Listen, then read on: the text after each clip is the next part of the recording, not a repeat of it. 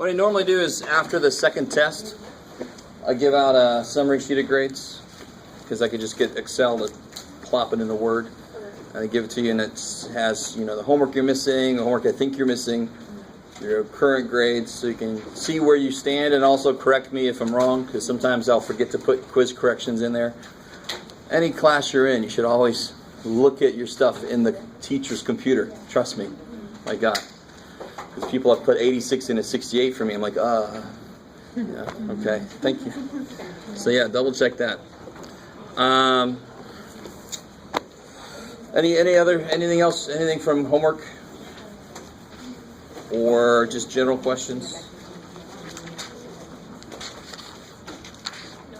Okay, I'll take this as a no. Yes.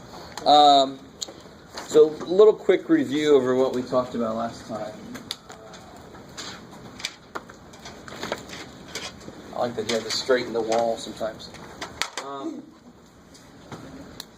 So we had some definition kind of stuff. Sample space. So definitions, and this is a collection of all the possible outcomes. Right? And an event is some kind of subset of those outcomes. And this is where we did, for example, we did the red, green, so forth. We did if you pick poker chips out of a bag. If you pick two of them, you could pick a red and then a red, or then a red and then a green, and so forth. Can you define sample space one more time? Say again? Can you define that one more time, the sample space? So sample space is a collection of all possible outcomes. Thank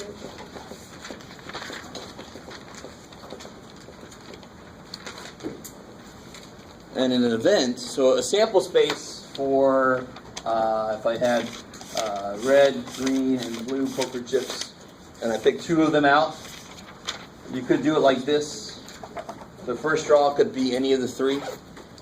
And then what could happen on the second draw? I could pick a red first, and then what could I pick second? A red, green, blue. Interaction alone, it's great. Right. And it doesn't really matter. I'm just going to say I have at least 100 of each. So somebody could argue, what if you only had one green one? That's a really good argument to make. Because then, like green wouldn't be there if I only had one green chip. Does that make sense? So that's a little something to keep in mind. If it's with or without replacement, I got to be careful about what that means. We're going to get deeper into that today. So the sample space would be red, green, red, blue, so forth. You just list them: green, red, green, blue, so forth. And it makes sense that there's how many of them are there? There's 3, 6, 9. And why does that make sense? How many options are there for the first choice? 3. And how many for the second choice? So there's a total of 9 possible combinations. Okay, good. And for example, a weird thing about combinations: when you order a pizza and you consider all the possible toppings you can get, the number of total pizzas you can make are in the millions. People are like, "Excuse me, what did you just say?" But if you have all the normal toppings, like I'm talking about jalapenos and tomatoes and bell peppers and green peppers and red peppers and pepperoni, all that stuff. So you could have one of them, or you could have two of them, or you could have the first two, the last two. You could have 3 of them: the first 3, the middle 3, the last 3, the first 2, the last one. God! So when you start counting them all, you get in the millions. So part of what we're going to talk about when we transition to chapter 5 is how you count the list when it gets in the millions. So thank God math steps in and says, "I got this." Right? So we don't have to actually make the list of millions and count it. Thank God. Is that like the factorial? Yes, exactly. Okay. Good. Counting methods. Okay. Blah, blah, blah, blah, blah. I'm desperately trying to get us up to where we were. Complement. What was the idea of the complement?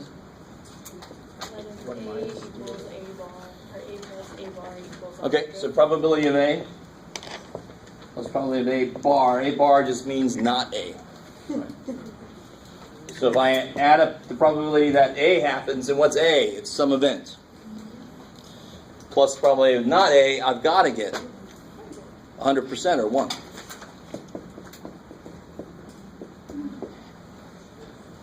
Coolness. Okay. Then we got our first little formula for probability. What was our formula for probability we talked about? Probability of A or B.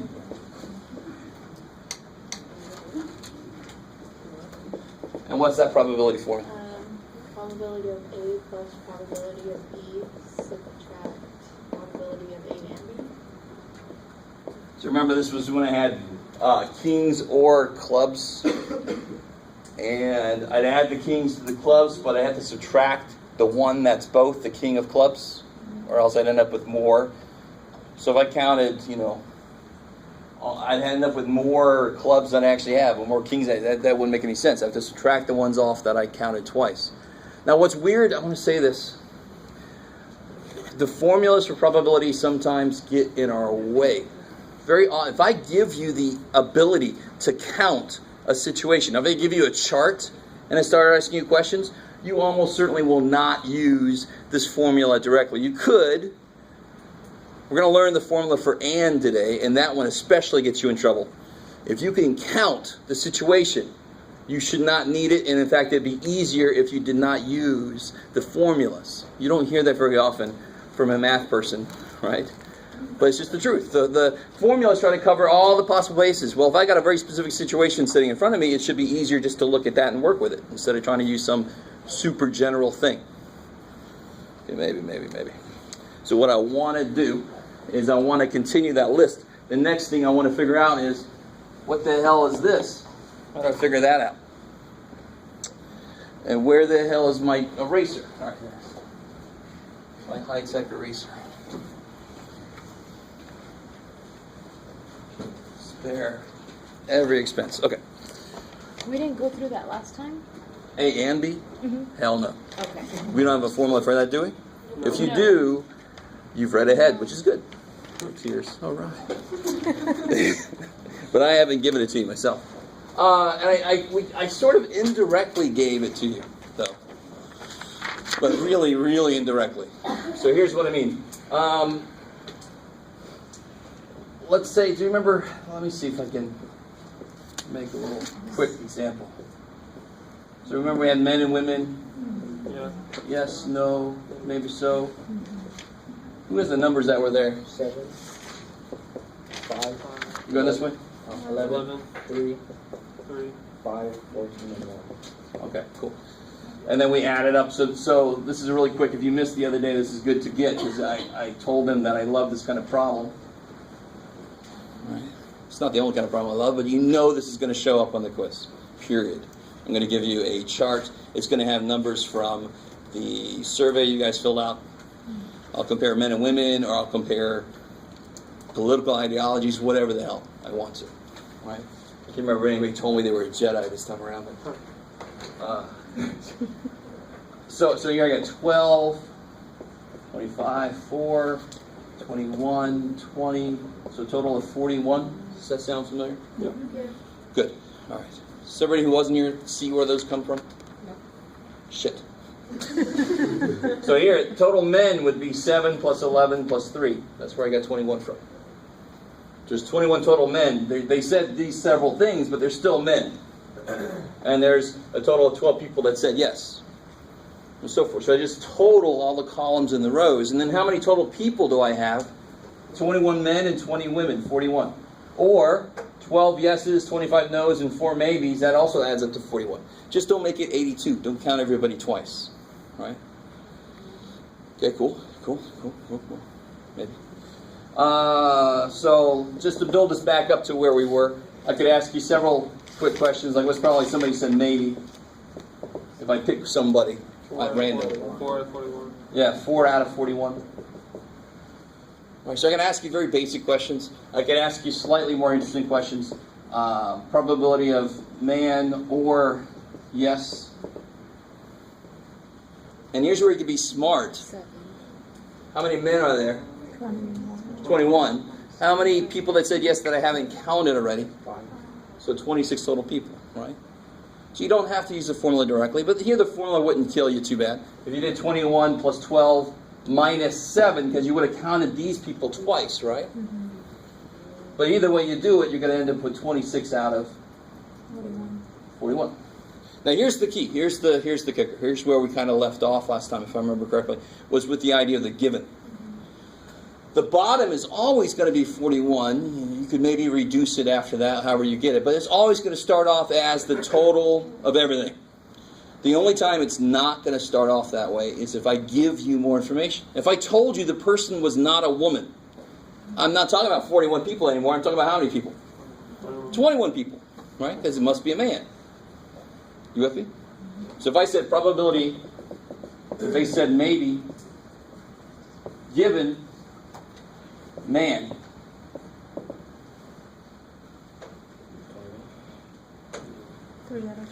Yeah, so the bottom is going to be 21 because I know I'm given that it's a man.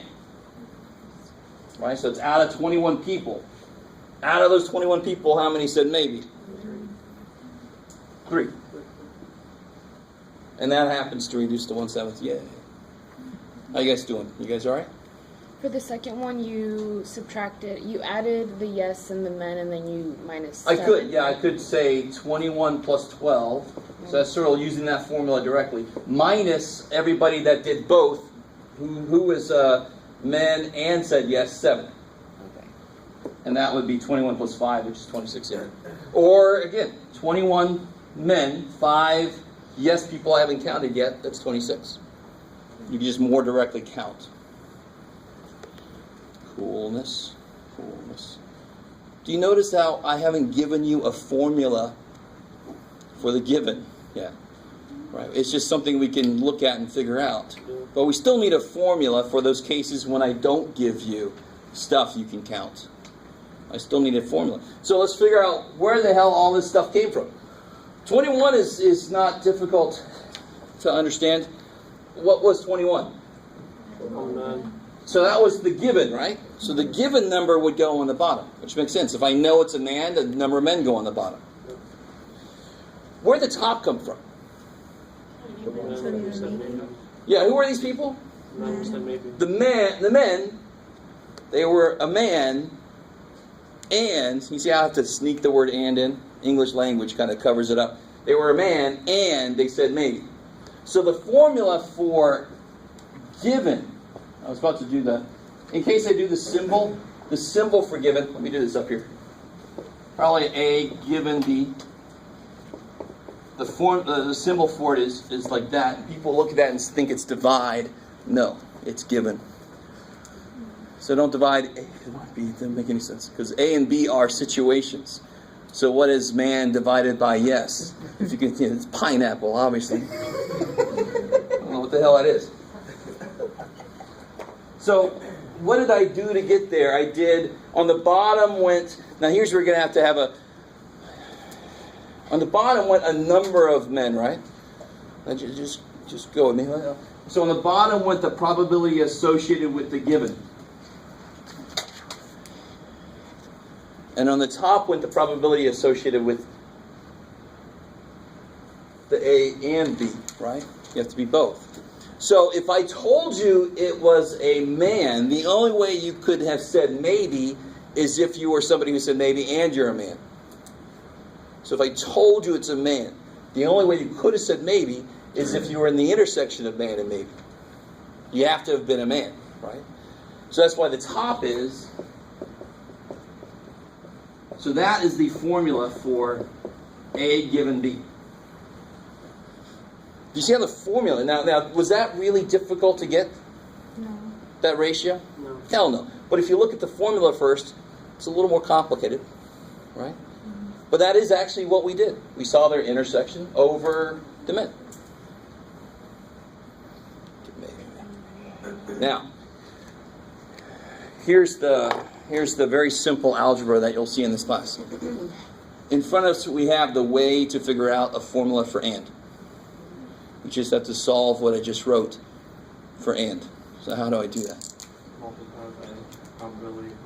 Yeah, and before I get too far away, I'm kind of hoping somebody's a little bit troubled by the fact that I put probabilities down there. Is this a probability?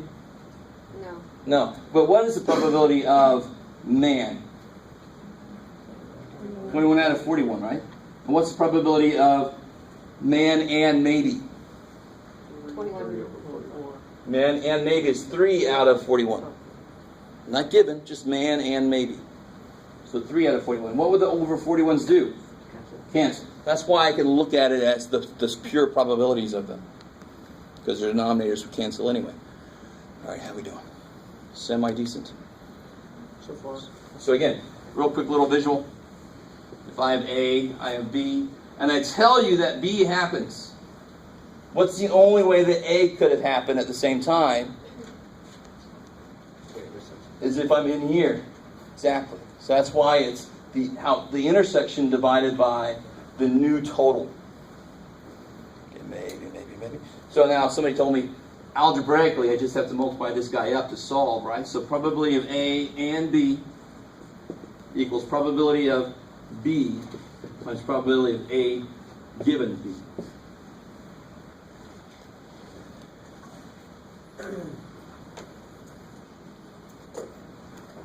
So let me give you a couple situations of why it makes sense that and basically means to do what operation? And, or means add, basically, you have a little adjustment. And means multiply. But you have a little adjustment. It's not just probably A times probability of B, right? It's probability 1 times the given of the other one. So there's a silly example, and then there's a much more serious example. So what do I want to start with? Let's start with the silly example, because the silly example's math isn't strong, but it's good for a visual. I have no idea how I came up with this because I was never in a fraternity, but you know, the fraternities got in trouble for hazing. So let's say there was a fraternity that if you wanted to join them, you had to walk down this hallway. And there was a row of the brothers on both sides. And every 5th step you took, somebody slapped you there. And every 9th step you took, somebody slapped you there, right? So how often am I going to get the old Home Alone kind of thing happen to me? Somebody's going to slap me on both the sides of my face. How often will that happen? If every 5 steps I get hit there, so that's a 1/5 probability. Every 9 steps I get hit there. Ouch! That's a 1/9 probability. I'm so mean to myself. So how many steps? How often would I get hit at the same time? No, come on. You're better than this. You're better than this. Every 5th step. So at the 5th step I get hit here. At the 10th step I get hit here. At the 15th step I get here. So the 14th step I don't get hit here, do I? It's every multiple of 5, and every multiple of 9 I get hit there. 45. Thank you. Yes. So it's more like an LCD idea, right? You guys kind of with me? But it's not even that. I'm not going to go too deep into the example. I like that example, but the math isn't all that strong. I purposely picked usually prime numbers. But anyway, 1/5 times 1/9 is 1/45. So the basic idea of and should mean multiply. Here's an even better. Here's the more serious example. And actually I have 2 more serious examples. Why do we build redundancy into systems? What the hell does that mean? Why do I have multiple locks and kinds of locks if I live in a not-so-nice neighborhood? Why would I do that? How does it improve safety? It makes it harder for them to get in. Why? Because they have to go through multiple locks. Okay, so there's a probability they'll get through one kind of lock, but to get in my house, they have to get through that lock, and they have to get through that lock, and that lock, and that lock, however many locks I've got, right? And the number of locks is kind of directly correlated to the horribleness of the neighborhood I'm in, right?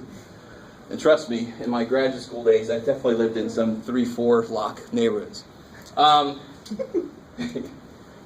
So if it was additive, let's say there's a 1% chance that somebody could break each kind of lock. So 1% of the time somebody would crack this lock. 1% of those times they would also crack the second lock. And what does of mean with percentages? 1% of 20, how do you do that? Multiplication. I hate the fact that people seem to not know what of means anymore. Something with the high school education is sucky, but it's all right. I'll just get it past it. So and of mean multiply? Yes. Okay. So 1% of the time they'll get through lock 1. 1% of those times they'll get through lock 2. So how often will somebody get through both of those locks? 1% of 1% is, let's do like 0.01 times 0.01.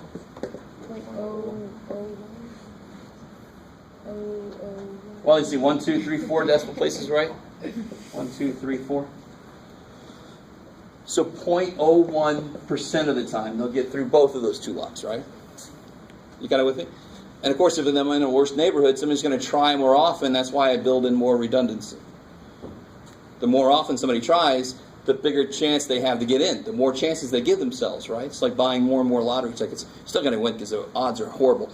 But if the odds are like that, they have to try like 100 houses on average, and they'll get in somewhere, right? If they only have one lock. You kind of with me. There's another situation that deals with the stressful time of my childhood. A lot of you guys weren't even born. I can't believe. But when the Challenger exploded back in the late 80s, 86, I remember specifically, I was sitting in the second row in English class when I heard it. I lived in Florida. We used to go out and watch the shuttle launch all the time. For some reason, we didn't go out that day. And I heard from somebody, and I was such a major geek, and I was totally into, space shuttle and stuff. And somebody told me, and I remember I was crying. I was like a little, yeah. But I don't know if you guys know why it exploded. There are these things called O-rings, which are a little more complicated than what I'm about to tell you, but oh well. And they had like a backup O-ring. And it's for the same reason. It's like having a backup lock or having a backup alarm clock. Like if I have a major final, I might have my alarm clock and my phone. In case one of them doesn't work, I've got a backup. So the probability I won't wake up has gone down, right? So supposedly, let's say this guy works the same way as this. 1% of the time this guy fails. 1% of this guy fails 1% of the time. So if you put two of them in a row, that system will only fail 0.01% of the time. It'll fail on average 1 out of every 10,000. Good. Tens, hundreds, thousands, 10,000s. 1 out of every 10,000 times. So if you had 3 of these O-rings in a row, it would fail 0.01 times 0.01 times 0.01, even less times. You guys kind of with me? Good. So of course that day it was icy, so these probabilities went up. The probability of failure went way up, and what happened. But that's kind of like the idea of redundancy. We do it so that we'll improve the probability that it works. We'll reduce the probability that something fails. If I did this additively, that wouldn't make a damn bit of sense. If I said 1 and 1 is 2%, now they have double the chances to get in my house if I put another lock on there. What sense does that make? Right? The other lock is whispering, now turn it this way. I don't know what that means. Okay. All right. So I think there's enough examples of why that's true. And of course the math just says it's freaking true. You just proved it using algebra, really. But these are more physical examples of why it makes sense. Okay. So here's the practical use for you guys in this class. Let's go back to cards real quick, because they're just easy to use to build examples off of. Are you better? Yeah. So if I pick 2 cards with replacement, and when I say with replacement, that means that with the first card I pick, I put back in, which means all the probabilities of all the cards remain the same. If I took that card out and threw it away, I fed it to my little brother, then the bottom of the next probability would become 51. I'd have 51 cards. All the probabilities would suddenly change. So the first kind I'm going to do is with replacement. So if I do something with replacement, what's probably I get? 2 kings. So what's probably the first card is a king. 1 out of 4 out of 4 out of 52. Cool. And then I put it back into the deck. And, so again, English language hides the word and. 2 kings is a king on the first, and times. Now that I've put it back in, all the probabilities are the same. Kind of with me? No probabilities have changed. So it's probably that the next card is also a king. 4 to 52. Which is 113, 113, 169th, which is whatever the hell that is. You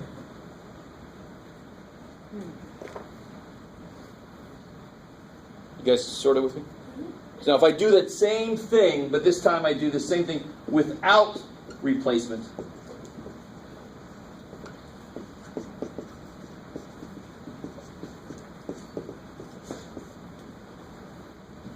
So probably first card's a king. 4 to 52. I haven't done a damn thing to it. It's a nice normal deck of cards. First card's a king. Yeah, you got a king, and I throw it away. So what's probably the second card's a king also. 3, because there's one less king, out of 51, because there's one less card. I love it.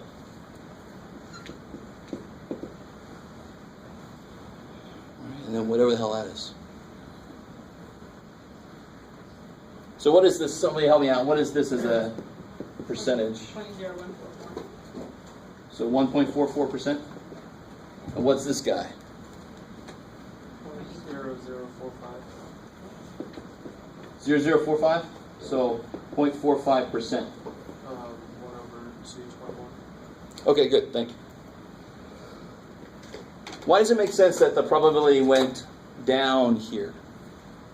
Because you're missing a king. Yeah, I lost a king. I lost one card, but it's definitely a bigger relative effect that I lost. I only had 4 kings to begin with. If I lose one, oh, the probability is way the hell down now. Maybe. All right, so here, you guys. What if I? Let's see. Should Yes. should the second one be like 1/4 less or no? Never Well, mind. not exactly, because this number is changing also. Yeah. Yeah, so this does help it go up a little bit from what that would be, because this number went down a little bit, but it's going to be pretty close to that. I mean, 1/4 of this would be 0.38, I think, or 3 something. And that's a little bit more because this number went down also. But let's not go there. Yeah. I like that thought, though. That's right. So what if I did with replacement? Let's probably get an ace and then a 2. And without replacement, the same question.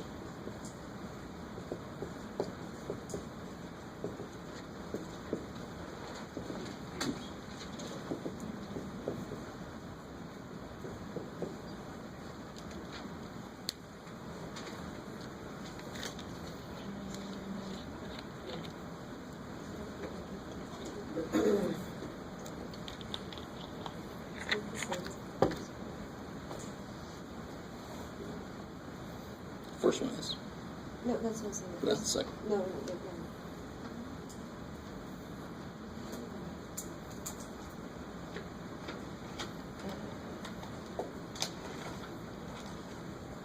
So whenever I have a question about picking 2 things, 3 things, 4 things, I do my little hangman game. Put a little empty spots there. Put 2 empty spots because I'm picking 2 things. If I was picking 3 cards, I'd have 3 empty spots. And then I fill them with what the probability is for that first thing. So it's probably I pick an ace.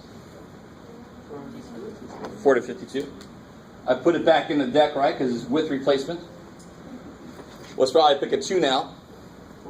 4 to 52, I love it. Don't look freaky at me. Everything stays the same. All the probabilities stay the same for each individual kind of card. There you go, right? And that's going to be the same thing up there, the 1.44%. But what happens here? Let's probably get an ace on the first try now. Still 4 to 52 because nothing's happened yet. It's still the same deck. I get the ace. I go, yeah, and I throw it and it goes up on the roof. Shit. And now let's probably get a 2 in the next draw. Beautiful. 4 out of 51. This was 3 because I got another king, so there's one less king. But here, there's still all 4 2s. It was an ace I threw up on the roof. So this will be 4 out of 51.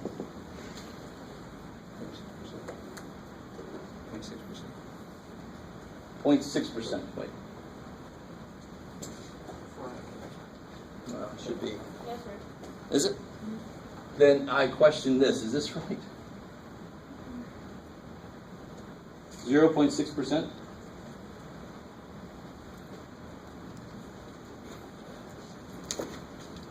And somebody help me out. What's 113 times 113? What's this again? That should be 0.59%. That's better. Okay. So don't. I crowdsource my work here. So immediately let me know if somebody tells me something not quite right. 0.59? Okay. And this time this actually went up a little bit because I still have all my 2s. I just have one less card, so that probably actually went up a little bit. All right, so let me give you this to work on so I can shut the hell up. If you want to start with number 2, it kind of is exactly like what we just did. Number 1 is one of those chart problems. So you guys can work alone or together, however you want to do it.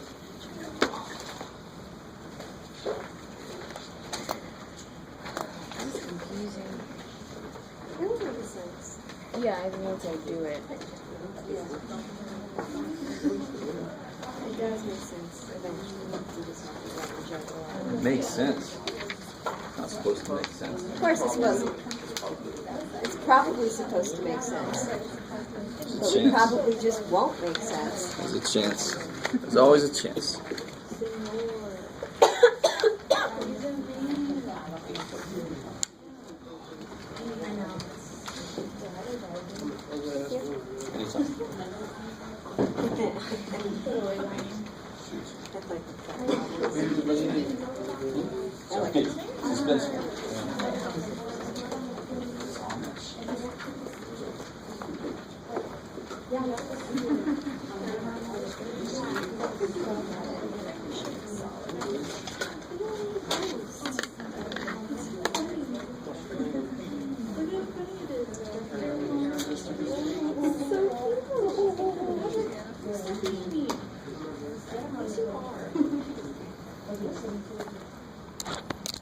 Anytime.